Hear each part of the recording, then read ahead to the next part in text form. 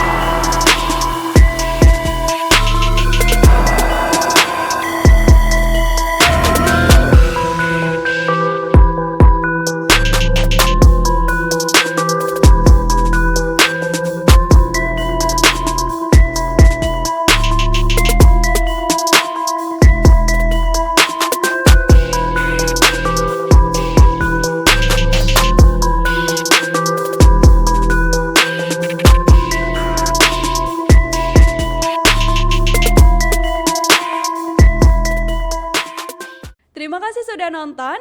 Jangan lupa like, subscribe, dan share ya.